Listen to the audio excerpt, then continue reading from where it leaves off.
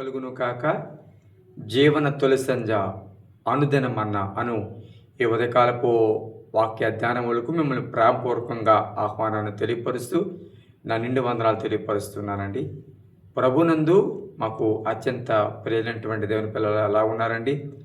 నిన్నటి దినమంతా క్షేమకరంగా గడిచిన రాత్రంతా దేవుడు చక్కటి నిద్ర అనుగ్రహించి ఉన్నాడు కదూ. మీ యొక్క పనిపాటల్లో, మీ దినచర్యలో, మీ వృత్తులలో, మీ వ్యాపారంలో దేవుడు దినం వెంబడి దినము వృద్ధి కలుగు చేస్తున్నాడని నమ్ముతూ ఉన్నాను, ప్రార్థన చేస్తున్నాను. అలాగే మీ పిల్లలు చక్కగా పరీక్షలు రాస్తున్నారని, వారికి చక్కటి ఫలితాలు దేవుడు ఇవ్వాలని నేను మనసారా కోరుతున్నాను. అలాగే సంఘం కూడా ప్రార్థన చేస్తున్నాను. ప్రియ దేవుని బిడ్డలారా, దేవుని యొక్క అత్యంత మహాకృప కనికరములను బట్టి మరి ఆధ్యాత్మిక ఎదుగుదల కొడుకులు చాలా ఆశీర్వాదకరంగా జరుగుతున్నాయి. ఇప్పటికీ 20 దినాలు గడిచాయి. నిజంగా 20 దినాలు కూడా దేవుడు తన మహాకృప చొప్పున తన గంభీరమైన స్వరముతో మాట్లాడి ఉన్నారు. ప్రతి వర్తమానము యూట్యూబ్లో అప్లోడ్ చేయబడి ఉంది. తప్పకుండా మరి ఈ ఛానల్ను, సుధాకర్ కుమార్ అనే ఛానల్ను తప్పకుండా సబ్స్క్రైబ్ చేసుకుని తప్పకుండా మీరు అవకాశాన్ని బట్టి ఆ యొక్క వర్తమానాలను వీక్షించవలసిందిగా ప్రభు పేరిట మనవి చేస్తున్నాను. మరి ఈరోజు ఆదివారం కాదు, అందరూ మరి మందిరాలకు బయలుదేరుతున్నారా? ప్రియపెట్లారా, అందరూ కూడా సమయానికి మందిరాలకు వెళ్ళండి. ఎప్పుడో వెళ్దాంలే అన్నట్లుగా కాకుండా దేవుని మందిరంలో నేను ముందుండాలి, ఆరాధించడానికి నేను ముందుండాలి, మోకరించడానికి నేను ముందుండాలి, ప్రార్థించడానికి నేను ముందుండాలి అని దేనికో వేట్లకో ముందుండడం అనే దానికంటే దేవుని మందిరం విషయంలో నేను ముందుండాలి, దేవుడు అనే విషయంలో నేను నా కుటుంబం ఎప్పుడు ముందుండాలని ఎప్పుడు ఆశపడాలి. ఒక మాట మీ దృష్టికి నేను తీసుకురావడానికి ఇష్టపడుతూ ఉన్నాను. కొరింథీయులకు రాసిన మొదటి పత్రిక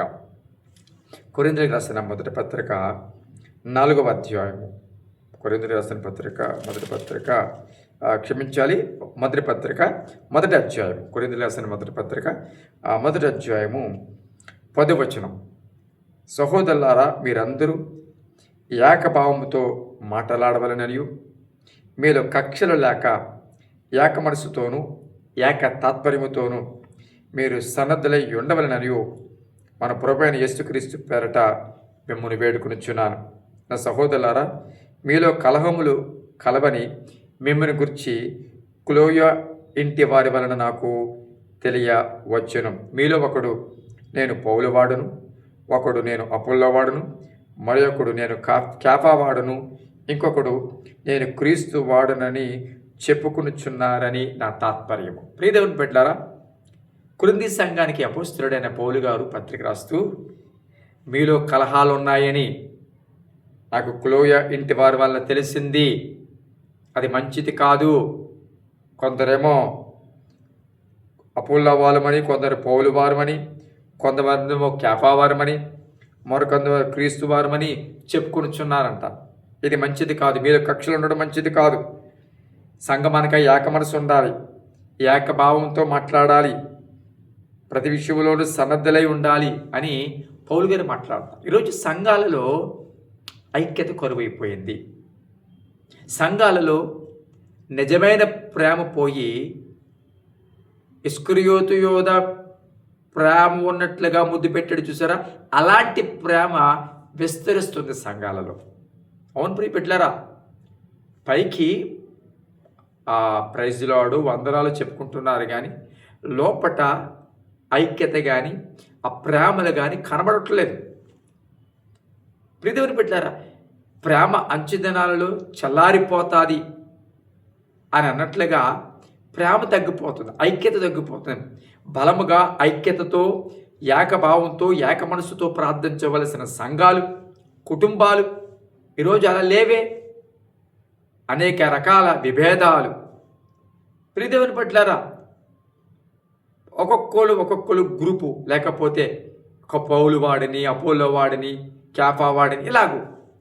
పైన వచనాలు చూసినట్లయితే 4వ వచనం నుండి కూడా చూసినట్లయితే నిజంగా ఆ సంఘానికి దేవుడిచ్చిన కృప ఎంత గొప్పదనేది మనం చూస్తే చాలా సంతోషిస్తాం. అన్ని విషయాల్లో వారు స్థిరపరచబడ్డారంట, సమస్త ఉపదేశంలో వారు ఐశ్వర్యవంతులయ్యారంట, ప్రభువు రాకడ కొరకు ఏ కృపావరముందు లోపం లేక ఆయన ప్రత్యక్షత కొరకు ఎదురు చూస్తున్నారంట. చూసారా, ఇంత గొప్ప అద్భుతమైన విషయాలు ఆ సంఘంలో కనబడుతున్నాయి. చూడండి, అంటే ఆత్మీయంగా ఎదుగుతున్న సంఘంలో కూడా, వాక్యానుసారంగా ఎదుగుతున్న సంఘాలలో కూడా ఈ రకమైన హెచ్చుతగ్గులు, ఈ రకమైన అనైక్యతలు ఏర్పడుతూ ఉన్నాయి. ఈరోజు గమనించండి, దేవుని సందులో కులాన్ని బట్టి ప్రాతిపదికగా ఏవి రాకూడదండి. చదువులను బట్టి, స్థితిగతులను బట్టి, ఉద్యోగాలను బట్టి, వీటిని బట్టి ఎప్పుడూ కూడా సంఘాలలో అలమరికలు రాకూడదు. ఇవన్నీ కూడా సంఘములు సిలువ వేయబడాలి, సంఘములు సమాధి చేయబడాలి, అసలు ఉండకూడదు. కులము కానీ, హోదా కానీ, లేకపోతే ఆర్థిక పరిస్థితులను బట్టి అసమానతలు కానీ ఇవేమి ఉండకూడదు. దేవుని మందిరంలోకి అడుగుపెట్టినప్పుడు వారు ఎవరైనా సరే, అది ధనవంతుడైనా పేదవారైనా, దేవుని దృష్టిలో అందరూ ఒకటే, సమానమే అన్న సంగతిని గుర్తెరగాలి. కాబట్టి ఈరోజు సంఘాలలో ఐక్యత లేకుండా పోయిందే. సంఘాలలో హృదయాలలో ప్రేమ లేదు, మనస్సులలో ప్రేమ పుడతలేదు. దేవుని యొక్క శరీరములో అవయవములము అని పిలువబడుతున్న వారు మరి ఒక అవయవానికి సంబంధం లేకుండా, ఒక అవయవం బాధపడుతుంటే మరొక అవయవం ఎట్లా సంతోషిస్తుంది? ఇప్పుడు ఈ కన్నంట నీరు కారుతుందనుకోండి, ఈ కన్ను ఏమైనా చూస్తూ ఊరుకుంటుందా? ఈ కన్నంట నీరు కారుతుంటప్పుడు ఈ కన్నంట కూడా నీరు కారుతుంది. వెంటనే చేతులు ఊరుకుంటాయా? చేతులు వెంటనే ఇక్కడ పడి ఈ చెప్ప మీద ఈ కన్నుల నుంచి వచ్చే ఈ కళ్ళంటి నీళ్లు తుడుస్తాయి, అవునా? కాళ్ళు ఊరుకుంటాయా? దానికి కారణమైన దానికోసం దానికి ఏదో ముఖం కడుక్కోవడమో లేకపోతే దానికి ఏదోనో దానికోసం కాళ్ళు పరిగెడతారు, అవునా?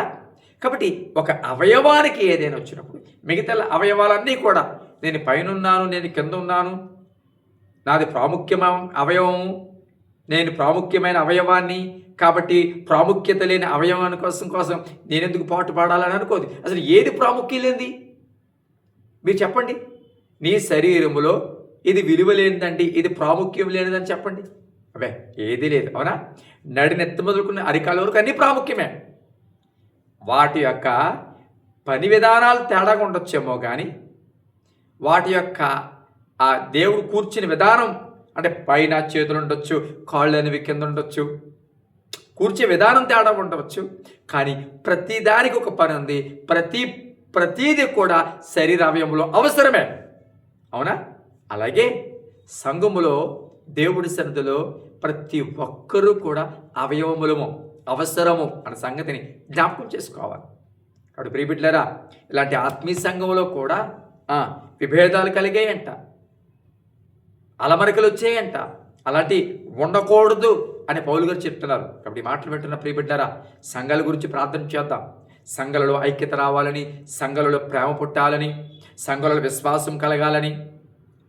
కుల ప్రాతిపదికంగా వచ్చే ప్రేమ కాదు, ఆర్థిక పరిస్థితులు బట్టి వచ్చే ప్రేమ కాదు, ఒకే ఇంటి పేర్లని బట్టి వచ్చే ప్రేమ కాదు, ఒకే ఆఫీసు ఒకే డిపార్ట్మెంట్లో వచ్చే ప్రేమ కాదు, కానీ క్రీస్తుని బట్టిన ప్రేమ అందరూ రావాలి.